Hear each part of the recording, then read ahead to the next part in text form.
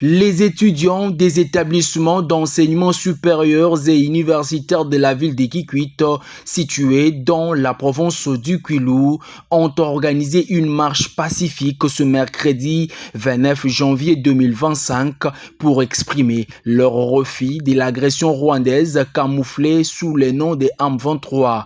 Ils ont également manifesté leur solidarité envers les FARDC, les Wazalendo et le gouvernement congolais pour les efforts déployés en vue du retour total de la paix dans la partie est du pays. Ces étudiants se sont déclarés prêts à soutenir les FARDC dans leur lutte pour mettre fin définitivement à l'influence de Paul Kagame et de ses partisans.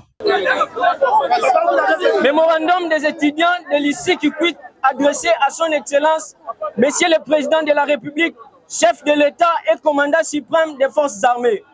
Excellence, nous étudiants de la ville de Kikwit venons manifester notre colère contre l'agression rwandaise et notre soutien indéfectible au Président de la République, commandant suprême et à son gouvernement pour tous les efforts consentis à protéger l'intégrité et la souveraineté de la République démocratique du Congo.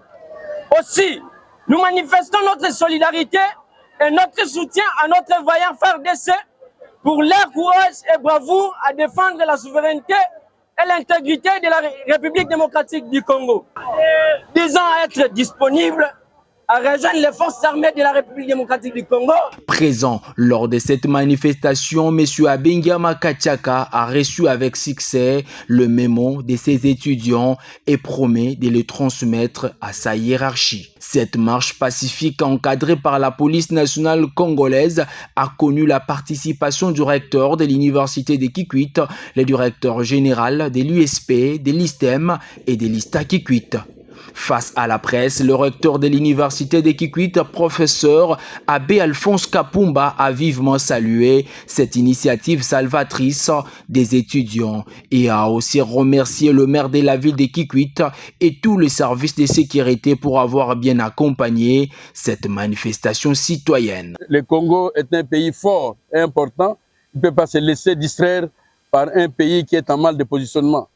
Le président Kagame, d'ailleurs, il est ex-président parce que les étudiants de l'UNIKIK demandent qu'il quitte le pouvoir, autrement dans les 48 heures, ils vont l'attraper. Donc, on ne peut pas accepter que des milliers de Congolais subissent des atrocités, des massacres et qu'on se distrait dans des conférences pour simplement distraire le Congo. Nairobi, Luanda, tout ça, ce sont les distractions. Nous avons opté pour la voie forte. Nous sommes prêts à cotiser, les étudiants l'ont dit, mettre de l'argent ensemble et d'ailleurs les rejoindre les FARDC pour combattre à leur côté. Et nous allons cotiser pour la solidarité à nos frères et sœurs des Goma qui sont en train de souffrir. Nous allons aussi cotiser pour que le gouvernement ait beaucoup plus de moyens.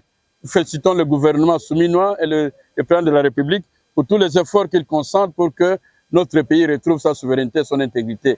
Aucun centimètre du pays ne va être cédé. Et nous sommes des gardiens. Chaque Congolais est un gardien de cette souveraineté. Alors nous demandons au président de la République, et nous le souhaitons vivement, de sanctionner tous les militaires qui volent le sol des autres militaires. Et tous ceux qui détournent, ce sont ceux-là et les traîtres qui sont au service des personnes qui sont en mal de positionnement ou qui recherchent le pouvoir. Il faut que ces gens-là soient arrêtés immédiatement. Et nous disons merci au gouvernement souminois, surtout à son Excellence Mutamba, qui fait aussi un travail de dissuasion pour que tous ceux qui veulent mener le Congo dans un gouffre se retrouvent eux-mêmes dans des situations impossibles. Mais si l'Union africaine nous distrait, la communauté de l'Afrique de l'Est et l'ONU, nous ne sommes pas là pour nous laisser distraire. Nous sommes dans le multilatérisme et nous regrettons qu'on ait brûlé les ambassades, mais c'était la voie pour faire comprendre à ces Européens que nous ne sommes pas leurs sous-hommes, ils n'ont qu'à comprendre que nous avons ras-le-bol. Ils ne sont pas plus intelligents que nous pour nous diriger. Nous avons notre pays, nous devons garder la souveraineté. Je remercie et félicite l'initiative des étudiants. Et je les félicite pour le professionnalisme aussi. Ils n'ont cassé rien du tout. Et le professionnalisme de la police, le maire de la ville a pris le mémo. Nous espérons, nous le souhaitons, que le chef de l'État, commandant suprême, aura ce mémorandum où nos souhaits sont manifestés.